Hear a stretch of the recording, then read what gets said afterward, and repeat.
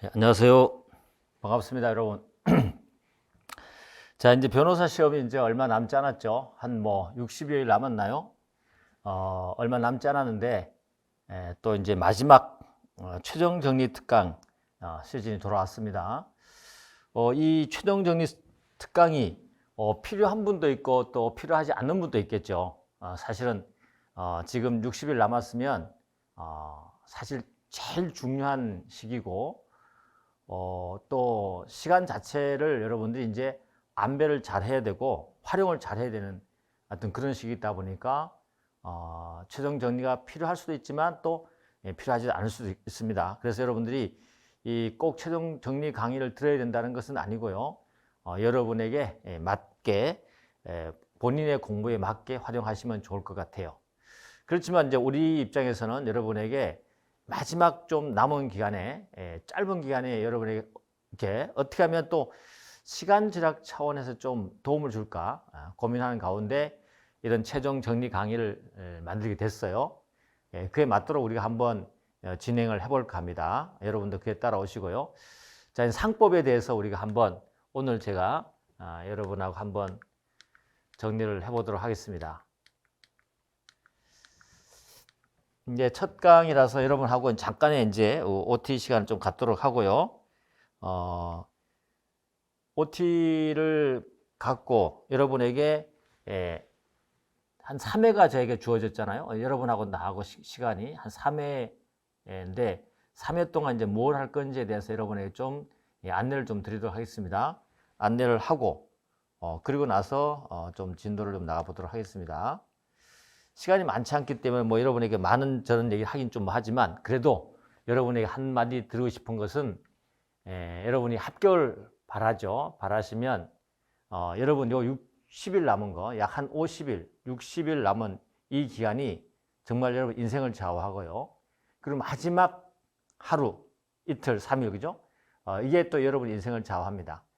하여튼 여러분 준비한 부분이 어디까지인지 모르겠지만 거기까지가 합격선인지 여러분도 알 수 없잖아요. 그죠? 그렇지만 마지막까지 최선을 다해야 되는 그런 어떤 사명감을 갖고 있어야 됩니다. 그래서 성공은 마지막 순간에 완성되는 예술 작품과도 같다. 딴 사람들이 한 얘기인데 유명한 사람들이 한 얘기지만 제가 가지고 와봤습니다. 여러분도 이 말을 한번 되새겨보고 한번 실천해 보시기 바랍니다. 그리고 마지막 5분이 성공과 실패를 가른다. 물론 여러분이 5분 만에 시험 보는 건 아니지만 이 마지막 하루 그 짧은 기간 여러분의 인생을 좌우하는 어떤 결정차가 될 수 있다는 거. 그래서 하여튼 지구 끝에 매달려 있다는 그런 기분으로 하여튼 하루하루 최선을 다하시고 끝까지 최선을 다하셔야 됩니다. 그래서 힘을 내시라고 제가 말씀을 좀 드리고 싶고요. 가능하다는 걸 말씀드립니다. 그래서 몇 가지 제가 이런 다른 어떤 분이 얘기한 것인데 공감이 가고 저 또한 인생 살아보면서 그런 걸 많이 느꼈기 때문에 여러분이 얘기합니다. 마지막 턱까지 차오르고 힘들 때 그때가 바로 여러분이 포기하는 것이 아니고 성공하느냐 안 하느냐 바로 넘어가는 길목에 있다는 걸 여러분 생각하시고 반드시 이겨내야 됩니다. 그래서 인생에서 성패를 좌우하는 것은 좌절의 순간을 견디는 인내심이다. 그리고 성공은 마지막 순간에 완성되는 예술 작품이다. 그렇죠? 마지막 5분의 그 가치와 성패가 결정된다. 정말 안 될 것 같은 그러한 것들도 마지막에 가서는 그 폭발적인 기적 같은 힘이 일어나기 때문에 여러분에게 정말로 말씀드리는데 끝까지 포기하지 말고 포기할 일이 없겠죠. 혹시라도 마음에 어떤 그런 힘이 드시는 분들은 매달리고 가셔야 됩니다. 알겠죠? 짧은 것 같기만 한 5분 하지만 분명히 우리 인생을 바꿔놓을 만한 힘을 가진 5분이 되는다. 그러게 이 5분이라는 것은 상징적인 것입니다. 하루가 될 수도 있고 1시간이 될 수 있고 한 달이 될 수 있습니다. 그런데 여러분에게는 지금 6개월이 남아 있습니다. 알겠죠? 충분합니다. 충분하고 인생을 바꿀 수 있다. 힘내시기 바랍니다. 힘을 좀 드리고 싶어서 말씀드렸고요. 사례형 수험 전략이라는데 이거는 간단하게 우리의 지금 위치를 한번 살펴보면 여러분들이 기본서 정리하고 이런 과정을 거쳐왔잖아요. 또 당고나하고 암기하고 또 답안 현출해보고 다시 안 되면 어때요? 현출가는 키워드 쟁점 확인하고 반복 암기하잖아요. 그래서 여러분들은 지금 한 60일 정도 된다면 이런 연습도 많이 했을 겁니다. 그렇지만 우리 마지막에 쏟아부을 이 암기 단계, 또 현출 가능한 키워드 쟁점을 확인하고 정리하는 단계, 그리고 필요 없는 것을 좀 안 볼 수 있는 그런죠. 과감성, 이런 것들이 지금 필요할 때입니다. 여러분 그걸 좀 확인하시라고 제가 말씀을 드리는 거예요. 마구 빠져 있으면 안 되고요. 내가 시험 지금까지 쭉 시험 봐봐서 알겠지만 할 수 없는 건 못 하잖아요. 그죠? 다시 말해서 시험장에서 내가 노출할 수 없는 거는 절대 안 되는 거거든요. 그래서 내가 할 수 있는 것만 가져가야 됩니다. 그죠? 할 수 있는 것. 지금도 할 수 있는 것을 가져갈 수 있는 그런 슬기로움이 있어야 돼요. 다 가져가려고 하면 절대 안 됩니다. 그걸 분명히 말씀드리고자 요 단계를 지금 핵심적으로 하셔야 된다. 요 단계를 핵심적으로 해야 된다는 걸 말씀을 좀 드리고요. 나머지 단계야 뭐 그렇습니다만은 요 단계가 지금 아주 현출 가능한 키워드를 정리하고 내가 시험장에 쓸 게 뭔지, 또 내가 모르는데 이것이 과연 시험에 나올 건가, 또 시험 나올 거라면 내가 지금 공부를 해서 그걸 터득할 수 있을 것인가, 이런 거를 판단하고 여러분이 버릴 거는 버리는 과정 속에서 시험장에 가셔야 된다는 걸 말씀을 드리고 싶습니다. 자, 뭐 이번 강의는요, 특히 이제 몇 가지 고민을 많이 해봤어요. 여러분에게 짧게 뭔가 도움을 줄까? 3회에서 무슨 도움을 줄까? 자칫하면 여러분에게 오히려 시간 낭비가 될 수 있기 때문에 고민을 해봤습니다. 저는 이번에 여러분에게 요거 상법 전반에 대해서죠. 상법 전반에 대해서 한번 여러분이 기억을 되살릴 수 있도록 한번 스크린을 해볼까 합니다. 물론 거의 나올 만한 중요 지문을 위주로 해서 전체 상법 전반에 전반을 한번 쫙 한번 스크린을 좀 해드릴까 해요. 목차를 잡고 전체 목차 속에서 상법이 어떤 흐름으로 가고 있는지, 그런 거, 거기서 어떤 것이 중요한 건지 이런 걸 한번 짚으면서 한번 가보겠습니다. 가보고요. 그래서 상법 전반에 대한 핵심 요약 정리 스크린이라고 보시면 돼요. 물론 이제 최근에 나온 판례 중에서 나올 만한 것들, 물론 여러분들이 최신 판례 특강들 다 들었겠지만 그 중에서도 최신 판례 중에서 나올 만한 것들을 제가 중요한 거를 좀 시간을 할애해서 여러분에게 정리해 드리도록 하겠습니다. 하여간 여러분이 마지막에 제가 시험을 마지막에 봤을 때 어떻게 할 건가, 이런 것을 마음에 두고 한번 정리를 해 드릴게요. 그리고 또 한 가지는 여러분에게 자료를 드릴 건데요. 그 PPT 자료가 될 겁니다. 이게 또 PPT 자료가 여러분에게 또 새로운 하나의 부담이 되지 않을까 하는 고민스럽긴 한데, 좀 글씨를 크게 해놓고 키워드 위주로 제가 좀 정리를 했기 때문에 여러분들이 쉽게 좀 볼 수 있게 해놨습니다. 그래서 지금쯤 아마 공부가 좀 된 분이라면 마지막 짧은 시간에 그걸 한번 스크린하고 넘기면 상법이 기억이 날 수 있을 겁니다. 기억이 나고 새로운 하나의 정리가 될 수 있을 것 같아요.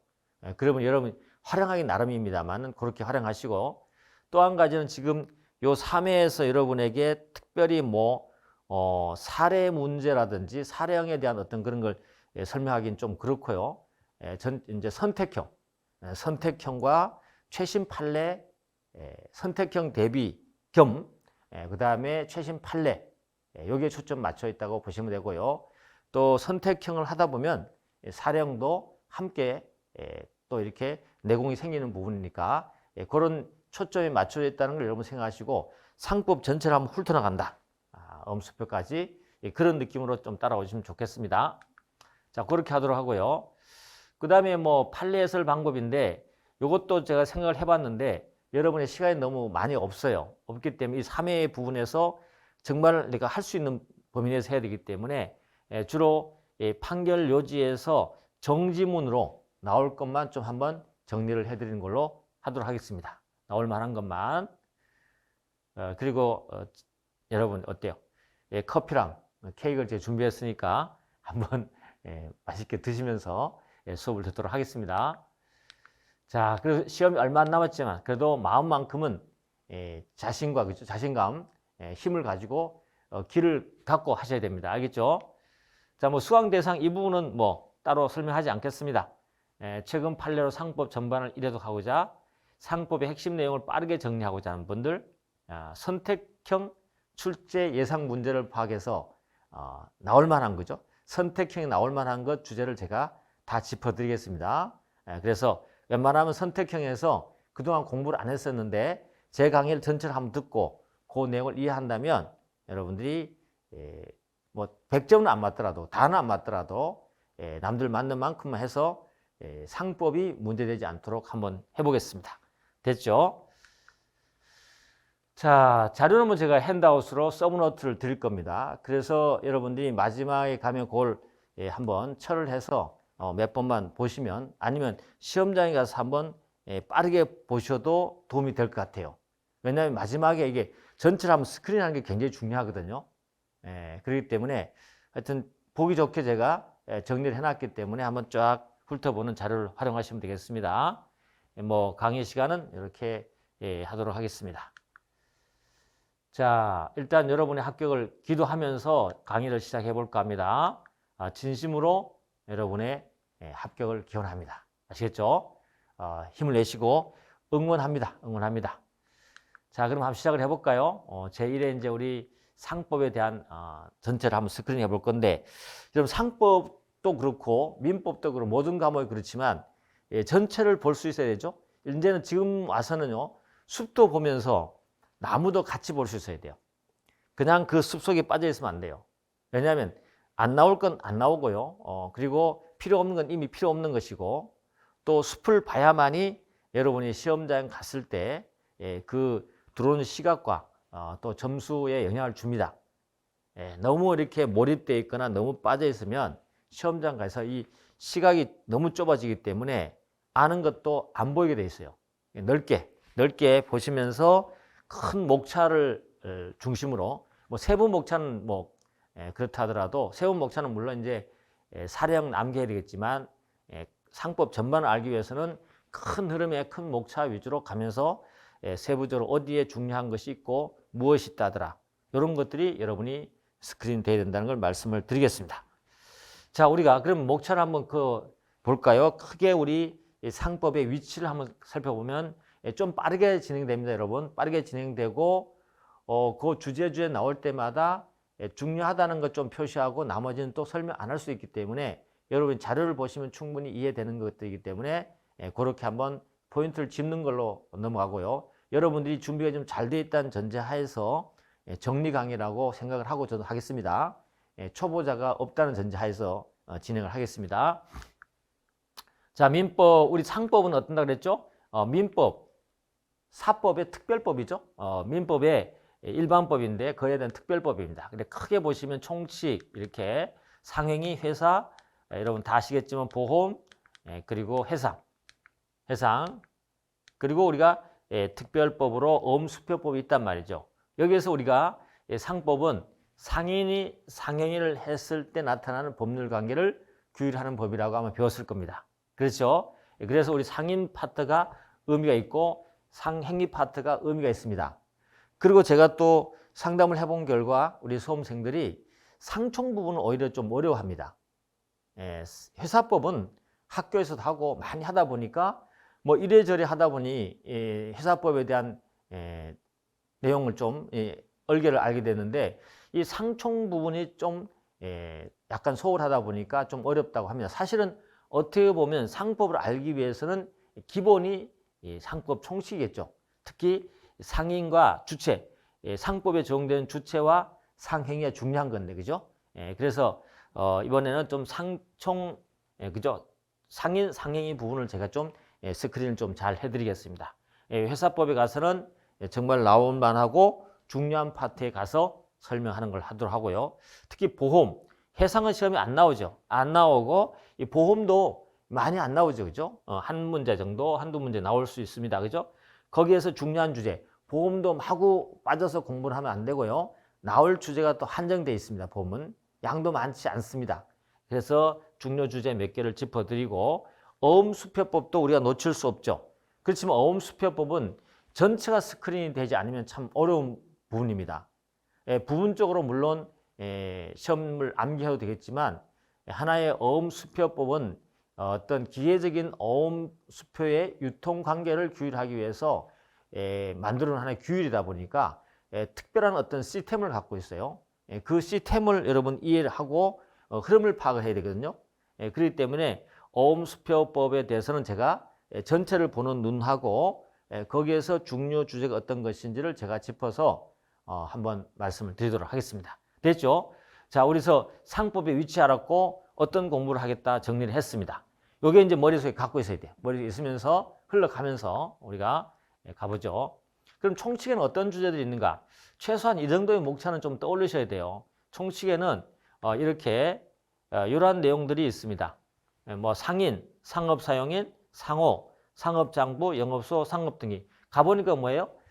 기업, 즉 상인이 상행위를 하기 위해서 필요한 하나의 인적 구조와 물적 구조, 따지면서 인적 재원, 물적 재원을 설명하고 있다고 보시면 되겠습니다. 그래서 우리 상법 총칙을 한마디로 말하면 우리가 주체라는 말을 썼어요. 주체란 말. 인적 요소, 그죠? 인적 요소와 그리고 물적 요소가 기본적으로 설명되어 있다. 이렇게 보시면 돼요.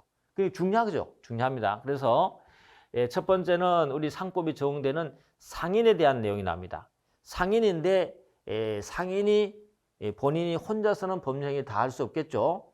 그들을 위해서 혹은 그들을 보조해서 행위를 하는 대리인들이 필요할 겁니다. 그 자가 바로 상업사용인이죠.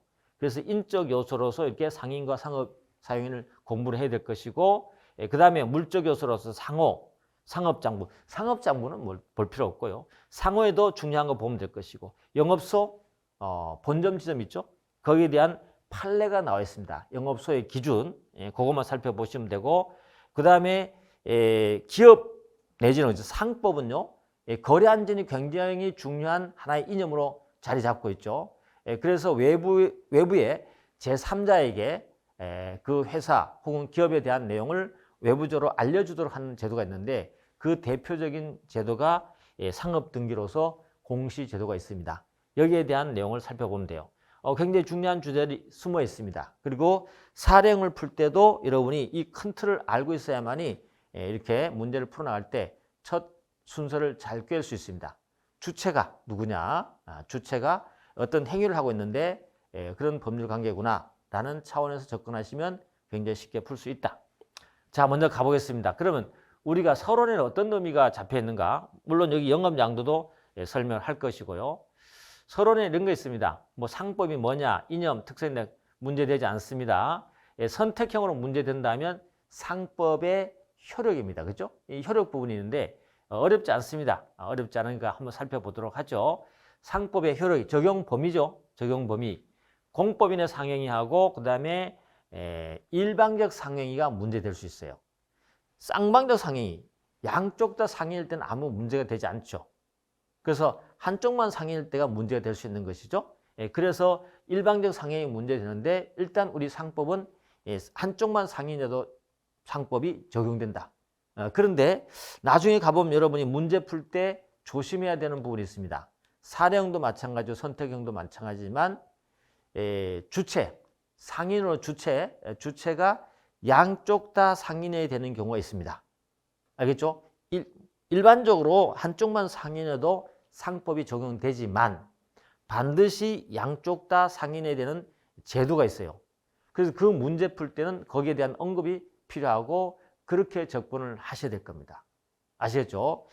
뒤쪽에 가면 이제 우리가 매매 특징 있죠? 상사 매매 특징. 매매 특징에서는 쌍방적 상행일 경우에 요구됩니다.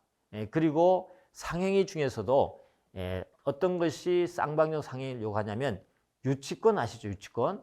상사 유치권은 쌍방적 상행일 것을 요합니다. 알겠죠? 여러분이 그런 것들을 좀 아셔야 된다. 그래서 우리가 이런 처음부터 이런 것들이 간단하지만 상법의 전반적인 흐름에 대한 우리가 느낌을 가질 수 있는 거죠. 그래서 당사자 중 그 1인의 행위가 1인회가 상해일 때는 전원 상법 적용다. 좋다. 뭐 그건 이제 끝났어요. 끝났고 그 다음에 당사자 일방이 여러 명 있다. 당사자 일방이 여러 명 있다.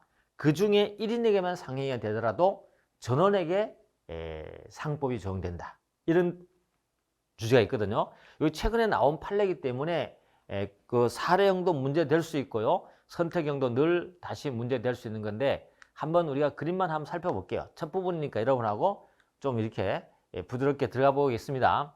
뒤쪽에 가면 갈수록 이제 굉장히 좀 빨라집니다. 빠르게 하겠습니다, 여러분들. 여러분들 지금은 좀 된 분들이기 때문에 빠르게 하는 게 아마 더 좋을 수도 있습니다. 알겠죠? 자, 그래서 수인의 상법 적용 요건은 이런 그림을 생각해 볼 수 있어요. A 기업이 있고 채무자고 여기 B는 B가 아니고 상대방은 K은행이었어요. K은행. K은행이고 채권자고 상인입니다.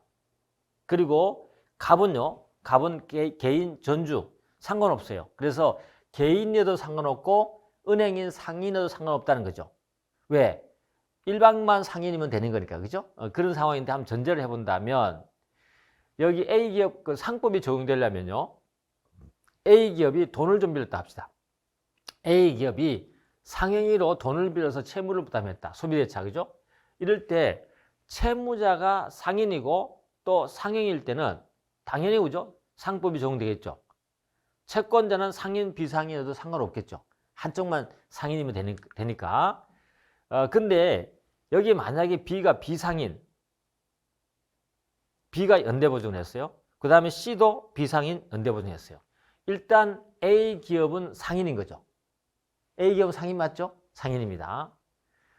그런데 A가 채권자인 K은행에 돈을 빌리면서 상인이 아닌 자들 B, C가 뭘 해줬냐면 연대보증을 해줬어요.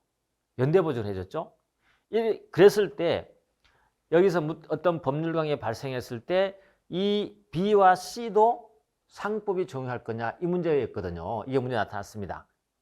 그래서 우리는 문제 판례는 물론 앞쪽에 일방적 상행위 법리로 적용을 했지만 그 내막에 좀 다른 의미가 좀 포함되어 있기 때문에 알아두셔야 된다. 그죠? 그랬을 때 일방이죠. 채무자야 돼요. 일방이 채무자고, 그러니까 채무자는요 상인이고 상행에 해당돼야 됩니다.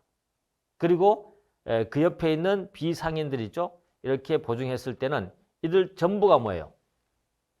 상행이 되고 상법이 적용된다는 뜻이에요. 알겠죠? 그걸 알아두셔야 돼요. 그래서 채무자인 상태에서 채무자인 다수인 상태에서 일방이죠. 한 당사자만 상인이면 나머지는 상인이 아니더라도 상법이 적용된다는 그런 법리잖아요. 그죠? 법리입니다. 그렇게 알아두시면 돼요. 그 채무자 얘기하는 것이죠. 근데 상법이 적용되지 않는 것은 뭐냐? 채권자가 상인이고 채무자가 아무도 상인이 아니야. 채무자가 아무도 상인이 아니야. 이럴 때 상법이 적용될까요? 적용되지 않습니다. 이들에게, 그죠? 누구에게? 비상인들에게 상법이 적용되지 않습니다. 알겠죠? 그걸 알아두셔야 됩니다. 그래서 채권자만 상인이고 채무자가 상인이 아닐 때는 상법이 적용되지 않는다. 까지만 한번 생각해 보시면 되겠습니다. 그런 게 있었다. 알아두시고 됐습니다. 서론에는 이 정도 하나 알아두시면 돼. 쌍방적 상행위, 그죠? 그 다음에 일방적 상행위. 그리고 한쪽 당사자가 채무자일 경우에 거기에 채무자의 같이 행위한 자들 중 다수 중에 상인이 아닌 자가 있다 하더라도 상법이 적용된다. 됐습니다. 자, 이제 상인 왔습니다. 상인에 대해서 검토해 보면 상인은요.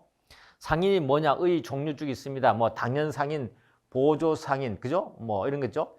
뭐 여러 가지 보조상인, 당연상인, 의제상인이죠. 의제상인, 소상인 이런 종류가 있죠. 그건 여러분 다 알 거니까 지금 이제 쭉 뒤쪽으로 가면서 제가 빠르게 진행할 거는 전체를 하지 않습니다. 상법 전체를 하지 않고 중요 주제로만 합니다. 알겠죠? 나올 만한 주제, 나올 가능성이 굉장히 큰 주제 있죠. 요걸 위주로 쭉 한번 훑어갈 건데 특히 상법 총칙만큼은 제가 웬만큼 좀 많은 주제를 좀 다뤄드리고요.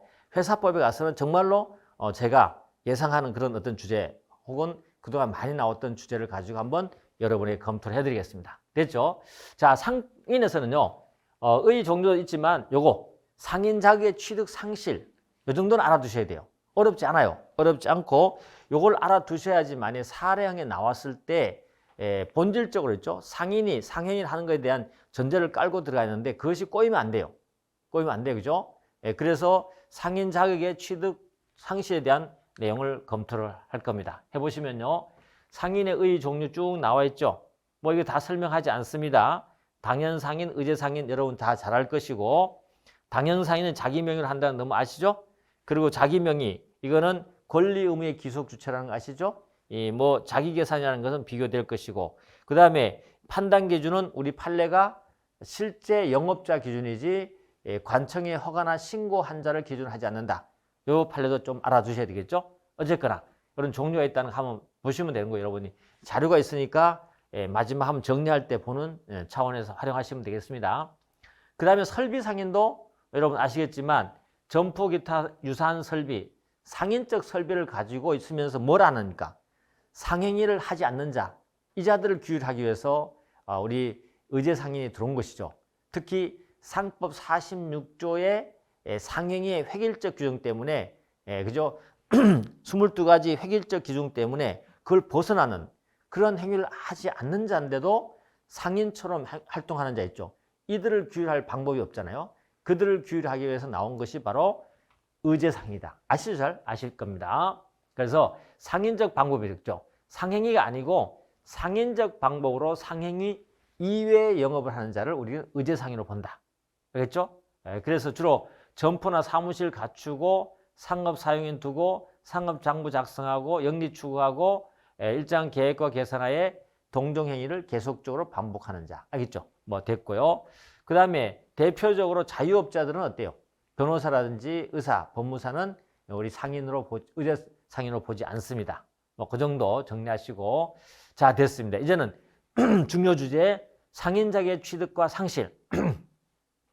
일단 우리 상인은 두 종류가 있죠. 자연인 상인이 있고 법인인 상인이 있죠.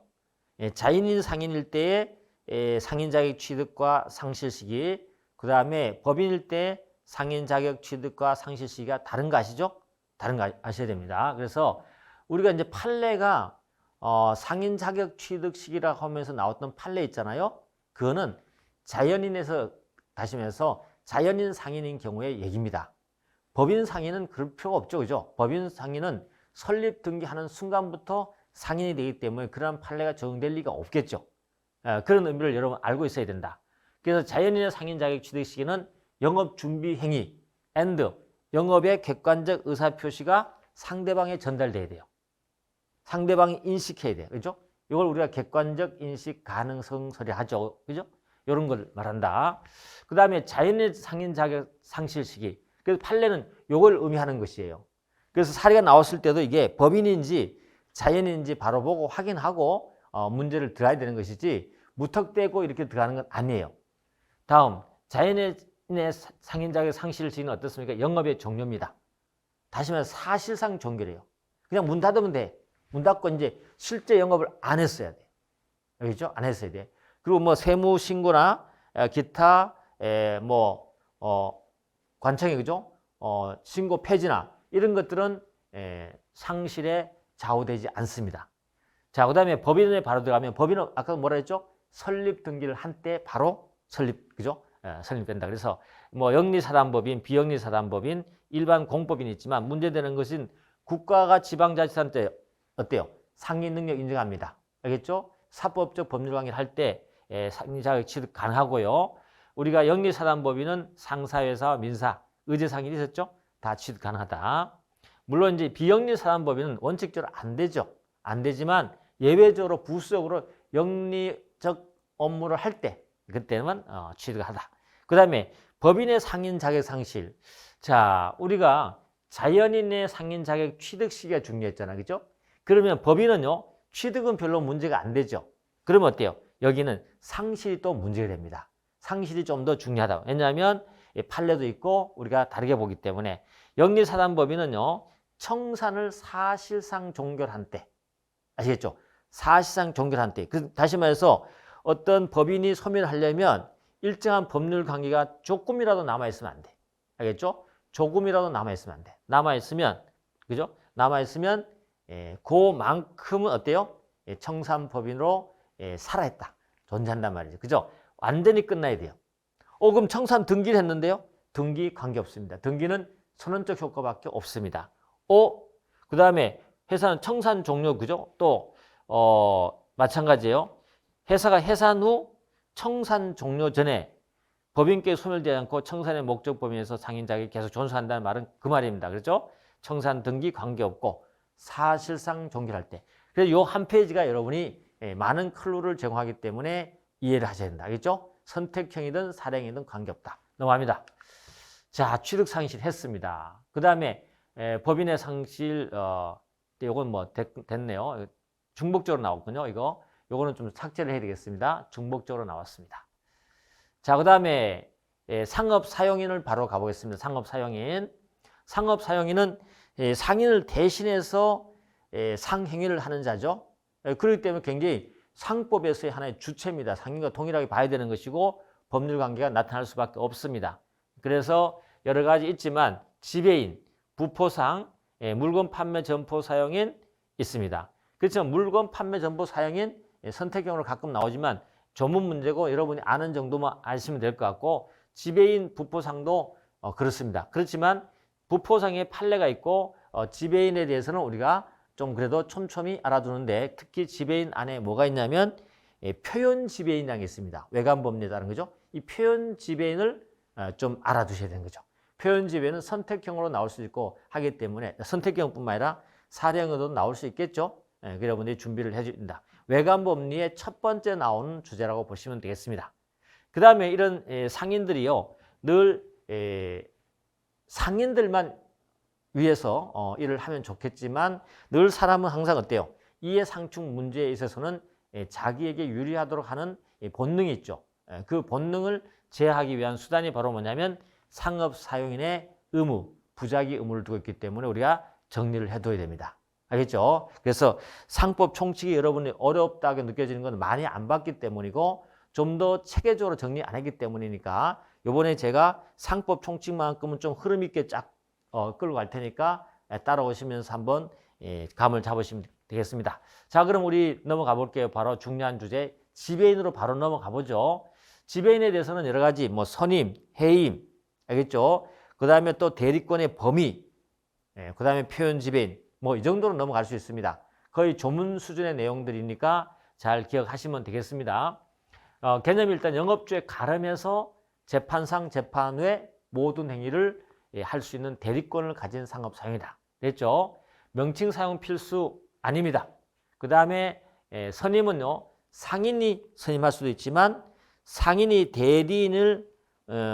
대리인에게 위임을 해서 또 다른 지배인을 선임할 수도 있죠. 그리고 지배인은요. 등기 관계없이 조심해야 돼요. 지배인은 원래 있죠. 지배인은 자격을 취득하면 등기가 필수 요건입니다. 상업등기에 해당됩니다. 등기 필수 요건이에요. 그렇지만 지배인의 자격 취득하기 위해서 등기를 해야 되냐? 아니에요. 성립 요건은 아니에요. 지배인이 등기하는 것은 대항 요건일 뿐이죠. 그렇기 때문에 지배인은 선임하는 순간 자격을 취득한다. 그래서 등기하고 관계없다. 이걸 하나 여러분이 눈여겨두시면 될 것 같고 그 다음에 지배인은 겸직을 못하죠. 당연하겠죠. 특히 상법상 회사는 겸직 안 됩니다. 업무집행사원이나 상무는 가능했지만 그리고 뭐 종임, 소멸 부분인데 이런 것도 보시면 될 것 같고 지배인의 선임과 종임, 지배인을 둔 본점 지은 소재지에서 등기 의무 있다. 등기 의무 알아두시고 됐습니다. 선의의 제3자에 대항 못한다. 뭐 이 정도로 한번 읽어주시면 됩니다. 다 아는 것들이고요. 그 다음에 지배권의 범위는 여러분 너무 아시겠지만 굉장히 포괄적이죠. 그 포괄적인 것이 완전 영업 전반에 관한 어떤 회사법상의 대표권하고 같나요? 틀립니다. 대표권하고는 완전 차이 납니다. 알겠죠? 대표권은 회사를 어때요? 대신하는 것도 있지만 회사 영업 전반에 관해서 곧 회사의 행위인 것처럼 활동하는 거죠. 굉장히 넓습니다. 그와 다른 것이고 여기는요. 영업주에 가름하는 건 좋고요. 어떤 겁니다. 앞에 그 영업이죠. 그죠? 그 영업 다시 말해서 개별화된 특정한 영업에 대해서 포괄적이라는 뜻이에요. 알겠죠? 아시겠습니까? 영업 전반이 아니에요. 재판상 또 한 가지는 재판 외 행위까지 다 할 수 있다는 의미에서 포괄적이고 정형적이다. 그리고 이러한 영업 관련성 판단은 당연히 우리가 사례에도 언급해줘야 되는 용어들이죠. 객관적 성질에 따라서 추상적으로 판단한다. 알겠죠? 판단한다. 그 다음에 다른 지배인 선임할 때는 다시 말해 다른 지배인이 다른 지배인 선임할 수 있나요? 안 됩니다. 별도로 상인으로부터 어떻게 돼요? 선임 위임을 받아야 된다. 알겠죠? 위임 받아야 된다. 그 다음에 선임 해임권 지배인 외에는요 얼마든지 할 수 있다. 그 다음에 요 주제는 알아두셔야 되죠. 나중에 이제 대표권 제한 가서도 마찬가지고 어떤 대리권의 제한도 동일한 개념입니다만은 지배인에 대한 대리권을 제한했을 때 이건 내부적 제한이겠죠. 그걸 어떻게 합니까? 선의의 제3자 대항하지 못하는 거죠. 상대방이 악의일 때는 악의 중과실일 때는 대항할 수 있는 거. 그럼 이거 등기하면 되는 거 아니냐? 이건 등기사항 아닌가 죠? 상업 등기는 상법에 규정이 있어야 됩니다. 등기사항 아니에요. 그래서 대리권 제한을 등기했다 하더라도 제3자에게 대항할 수 없다라는 거죠. 이런 것들 여러분 연결시키면 돼. 그래서 지배인 뭐 한번 여러분이 읽어주시면서 혹시라도 지금 잘 정리해놨다가 체킹해놨다가 시험장 가기 전에 그죠? 가기 전에 뭐 하루 전 이틀 전이지만 상법을 한번 보고 싶다. 제 자료 활용하시면 도움이 많이 됩니다. 좋습니다. 제가 너무 잘 정리해놨기 때문에 자신합니다. 쫙 한번 보시면 거의 뭐 한두 시간 만에 볼 수 있을 겁니다. 몇 번 보다 보면 활용하십니다. 그래서 특히 시험장 가기 전에는요, 정말 눈에 바른다는 그런 표현을 많이 하잖아요. 그죠? 눈에 발라야 됩니다. 바르고 빠르게 많은 것을 여러분이 취할 수 있어야 됩니다. 그럴 때를 대비해서 여러분이 지금 준비하는 거 아닙니까? 막판 정리가 그런 겁니다. 저도 그런 차원에서 제가 시험을 준비한다 생각을 갖고 여러분에게 정리한 것이니까 활용하면 되겠죠? 믿어도 됩니다. 믿어도 되고. 근데 이제 단지 공부가 좀 덜 되신 분들은 아무래도 키워드 위주로 요약이 되어 있다 보니까 이게 좀 암호가 되거나 보기 어려울 수 있습니다. 그건 여러분이 감안하셔야 됩니다. 알겠죠? 자, 됐다. 그 다음에 우리가 살펴볼 거는 공동지배인 알죠? 민법에서 공동대리인 배우셨잖아요? 이 공동지배인, 공동대리는 하나의 뭐죠? 대리권의 제한, 지배권의 제한입니다. 그죠? 제한. 한 명이 임명됐을 때, 지배인으로 임명됐을 때에 혼자서 이해상충 문제로서 본인, 그죠? 상인에게 피해를 줄 수 있기 때문에 견제 수단으로 한 명 더 임명하는 것이 뭐예요? 공동지배인, 공동대리인이잖아요. 그죠? 그래서 대리권 제한 혹은 지배권 제한이라고 합니다. 어쨌거나 상인이 선임합니다. 여기서 좀 처음 하시는 분들이 좀 헷갈렸던 부분이 있죠. 그러면 지배인이 여러 명이 있으면 이게 공동지배인 아니냐? 그렇지 않습니다. 대리인이 여러 명 있으면 공동대리인 아니냐? 아니죠. 아시죠? 아무리 여러 명 있다 하더라도 콕 집어서 몇 명을 공동지배인으로 지명해야 되고요. 그 공동지배인에 대한 그죠? 내용을 등기를 해야만 공식적으로 공동지배인이 되는 겁니다. 공동대리인이 되는 것이고. 아시겠죠? 그거 수인의 지배인 중에서 선임 해임한다는 거 잊으시면 안 되겠습니다. 나머지는 쭉 됐고요. 능동대리, 수동대리는 여러분 너무 잘 아시죠? 능동대리는 반드시 같이 해야 돼. 그게 바로 대리권의 제한 아니에요? 사인을 다 5명이 있다 그러면 5명이 다 사인을 같이 해야 됩니다. 알겠죠? 이게 바로 공동대리인, 공동지배인의 본질적인 모습이잖아요. 근데 대리권을 받을 때 수동대리를 하잖아요. 그때는 상대방에서 표시하는 거잖아요. 그죠? 우리 대리인이 뭔가 잘못할 소지가 하나도 없잖아요. 이럴 때는 한 명만 받아도 된다 이거죠. 수동대리일 때는 1인에 대한 의사표시로 바로 영업주에게 효력이 있다는 것이 그죠? 보는 거죠. 자, 그 다음에 또 하나 이제 구체적으로 문제되는 것이 있다면 공동지배인 간의 위임 문제, 위임 문제입니다. 공동지배인 간에 여러 명의 공동지배인이 있는데 한 명이 자기의 권한을 다른 지배인에게 전부 포괄적으로 넘겨줘 버렸다. 포괄적으로 넘겨줘 버렸다. 이거 괜찮나요? 안 됩니다. 왜? 공동지배인의 원래 제도 취지에 반하는 거죠. 견제와 균형을 할 수 없는 거죠. 안 되는 거죠. 안 되는 거죠. 그래서 포괄위임 안 된다. 포괄위임 안 되는데 뭐는 가네요? 막 가능합니까? 개별적 구체적, 알겠죠? 개별적 구체적 위임은 가능합니다. 알겠죠? 개별적 구체적 위임은 가능하다. 자, 그리고 그러면 이 공동 지배인도 표현 지배인의 규정이 유추 적용될까요? 안 될까요? 됩니다. 요건 갖추면 충분히 가능하다. 됐습니다. 이렇게 알아주시면 되겠습니다. 자, 이렇게 정리되어 있고, 그 다음에 이제 표현 지배인 가보겠습니다. 표현 지배인. 외관 법리에 대해서 처음으로 나오는 것이죠. 이거는 꼭 여러분들이 사례형으로 했죠. 이 목차를 좀 잡아 놓으셔야 됩니다. 이번에는 제가 사례형 목차를 여러분에게 해드리지 못하면 시간이 없어서 못 해드리겠지만 여러분들 준비가 다 되어 있을 겁니다. 상법도요. 기본 나올 만한 기본 주제에 대해서 사례형에 대한 목차가 잡혀 있어야 됩니다. 최소한 목차가 잡혀 있고 거기에 한두 개의 키워드가 떠오를 수 있어야 돼요. 준비하셔야 됩니다. 알겠죠? 사례형은 준비되지 않으면 시험장에서 쓰지 못하는 거 여러분 아시잖아요. 그죠? 이 선택형은 제가 이렇게 두리뭉실 설명한다 하더라도 여러분이 감으로 풀 수 있지만 사례형은 딱 정리돼야 됩니다. 그렇지 않으면 써낼 수가 없죠. 어쨌거나 하여튼 표현 지배인의 의의는 여러분 알 겁니다. 넘어가도록 하고요. 영업주의 명칭 사용 허락 방법 괜찮죠? 명시적, 묵시적 임의로 참칭한 자는 안 되는 거 아시죠? 자, 판례 몇 가지만 한번 검토를 해볼까요? 표현 지배인의 명칭을 인정되지 않는 거 요겁니다. 차장, 대리, 주임, 소장 요 용어를 보면 어때요? 여러분 그 어떤 영업소에서 완전히 포괄적 권리를 갖고 있는 사람 느껴지나요?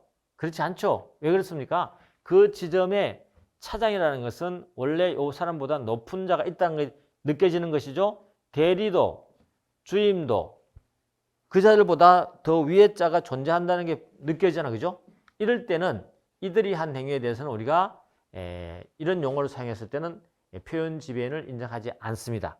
판례가 뭐라고 하냐면 이렇게 말해요.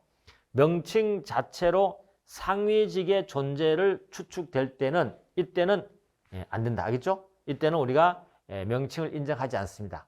다만 뭐는 될 수 있을까요? 부분적 포괄 대리권을 가진 상업 사용은 될 수 있습니다. 알겠죠? 그렇게 하나 정리해 놓고 그 다음에 행위 판단 기준 됐고요. 그 다음에 여기서 표현 지배인 우리 앞쪽에 지배인도 마찬가지지만 지배인의 요건은요. 본점 지점의 영업소가 하나의 기본 요건입니다. 더 나아가서 우리 판례가 표현 지배인을 판단할 때는 요건으로서 가장 중요시 생각하는 것이 바로 영업소입니다. 그렇죠? 외부자가 그것을 믿은 것을 보호해주기 할 때는 영업소란 테두리 속에서 들어왔을 때 이자가 하는 행위가 그자가 여기 영업소에서 어떤 역할을 맡고 있거나 느낄 수 있기 때문에 영업소 기준이 굉장히 중요한 거죠. 그래서 표현 지배인 판례에서 우리 판례가 뭘 했습니까?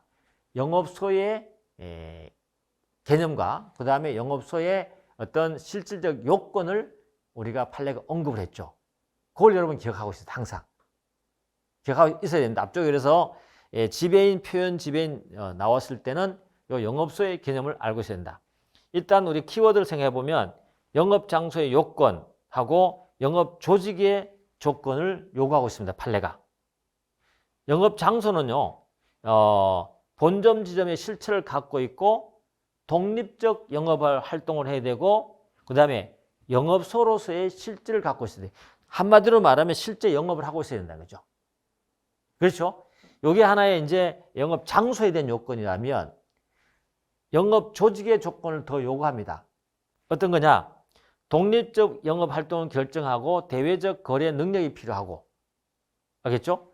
최소한 독립적 영업 활동을 결정을 해서 거래를 할 수 있는 주체가 돼야 된다는 거죠. 거래 능력이 필요하다는 거죠. 이렇게 했을 때 우리는 영업소로 보고 이러한 영업소에서 일어난 어떤 표현 지배인 요건이 맞는다면 표현 지배인을 인정해주고 거래 상대방을 보호해주겠다는 거죠. 아시겠어요? 그래서 본점 지점의 지휘, 감독 아래 제한된 보조적 사무 처리만 하는 것은 영업소로 보지 않습니다. 지점으로 보지 않는다. 여기까지요. 제가 아주 핵심 키워드만 좀 정리를 쫙 해봤기 때문에 여러분들이 나중에 마지막 시험장 가기 전에 볼 때 빠르게 스크린할 수 있는 도움이 될 겁니다. 이렇게 정리하시면 될 것 같아요. 됐죠? 자, 표현 지배인의 그러면 상대방은 누구냐? 상대방은 직접 상대방만 말하고요. 직접 상대방 말하고 상대방은요. 여기서 선의여야 되는데 경과실자도 포함됩니다. 알겠죠? 경과실도 포함된다. 그래서 악이 중과실이 아닌 한 어떻게 한다?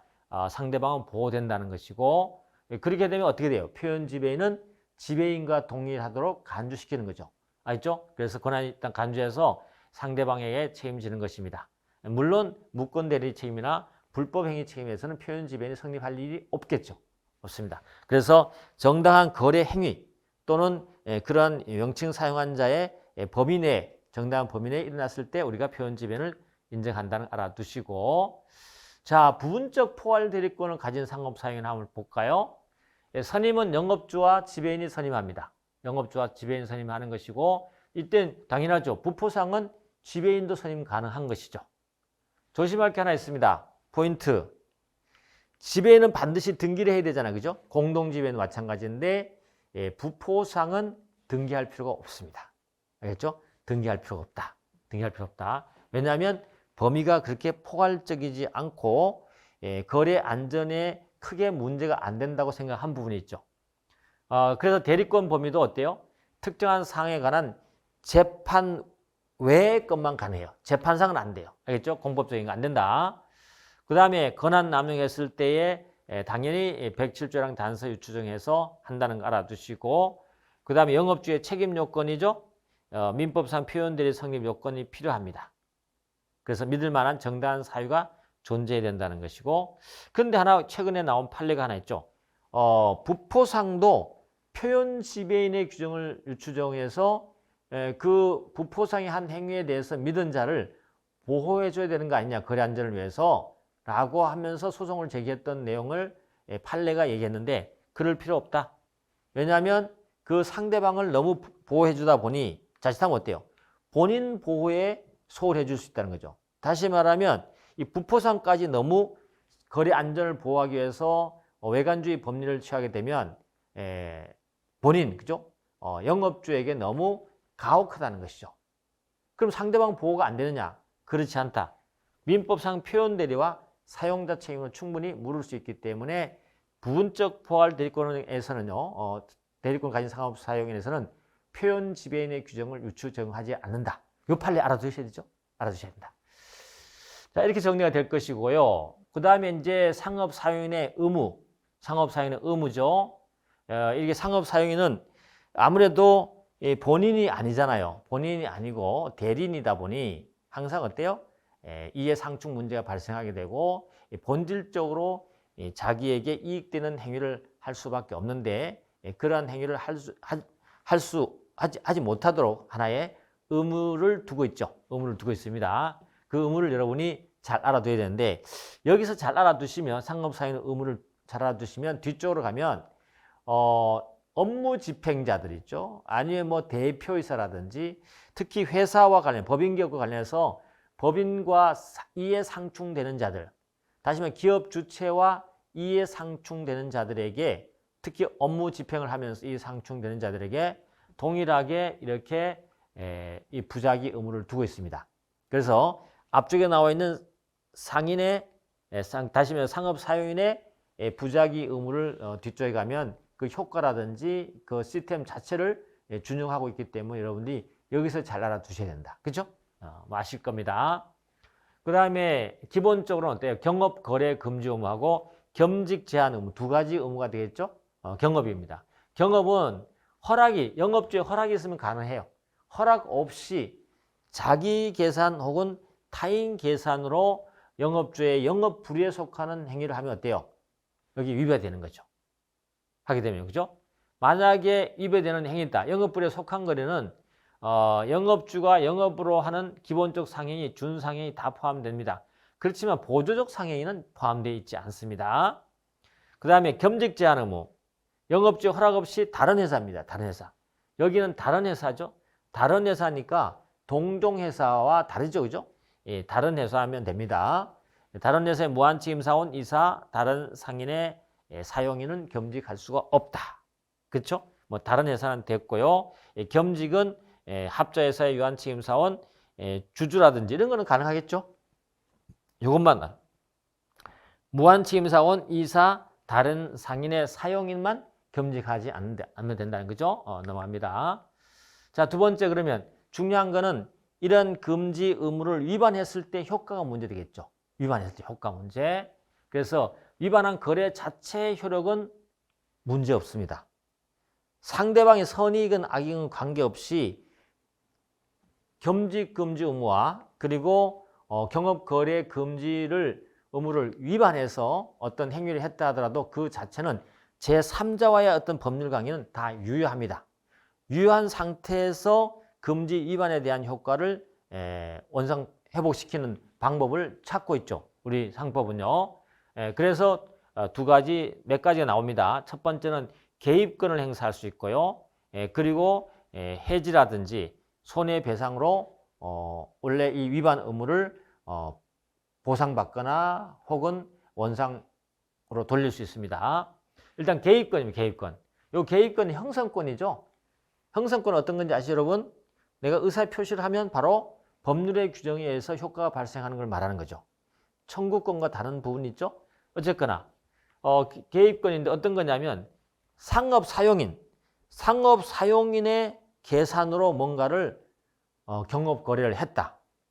그럴 때는 거기서 얻었던 이익 등 거 있죠. 이런 것들 전부 영업주가 한 것으로 간주해버립니다. 직접적으로. 다시 말해서 상업사용인에게 해버렸을 때는 타인의 법률관계가 문제되지 않기 때문에 바로 영업주가 한 것처럼 간주해버릴 수가 있어요. 그런데 이 상업사용인이 자기 돈으로 하지 않고 남의 돈으로 했어요. 남의 돈으로 했어요. 타인의 계산을 했을 때는 어때요? 그때는 이 법률관계가 유효하기 때문에 타인에게 피해를 주면 안 되겠죠. 안 되잖아, 그죠? 그래서 이때는 그냥 사용인, 상업사용인 너가 얻은 이익이 있으면 양도해라고 청구할 수 있습니다. 그게 바로 이득 양도 청구가 되는 거죠. 알겠죠? 이득 양도 청구가 된다. 이게 개입권입니다. 이 개입권 하게 되면 어때요? 이 효과는 어때요? 채권적 효과가 나타날 뿐이에요. 개입권을 행사했다 해서 이 영업주가 곧바로 제3자와의 거래 당사자가 되느냐? 그건 아니에요.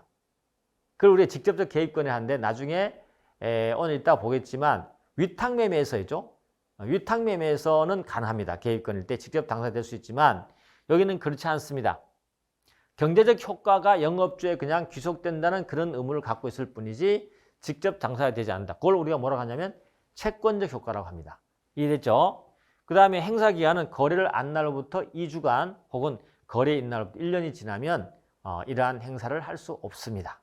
됐죠? 그 다음에 이와 별도로 계약의 해지, 손해배상 청구는 가능하다는 걸 얼마든지 알아주시고 그럼 겸직 제한 의무 위반하면 어떨까요? 여기는 거래 행위가 없죠. 이익을 얻거나 뭐 그런 게 나타나지 않죠. 그렇기 때문에 뭐가 없습니까? 개입권 행사가 없다는 거 아시죠? 없고 그냥 계약 해지나 손해배상만 청구할 수 있다. 이 시스템 아시겠죠? 그래서 상업 사용인의 의무의 시스템을 알고 있으면 좋습니다. 그래서 상업 사용인의 의무도 부분적 논점으로 항상 우리가 사령에 나올 수 있기 때문에 대비를 해두시고 뭐가 초점인지 뭐가 포인트인지 아시겠죠? 이런 내용을 써줄 수 있어야 된다. 그래서 여기까지 하면 되겠죠. 자, 이렇게 해서 우리가 첫 번째 시간인데 상인과 그 다음에 서론에서 상법의 효력 부분 한번 살펴봤고 상인의 종류를 살펴보고 상인의 자격 취득 시기 그 다음에 상업 사용인 종류를 한번 살펴봤습니다.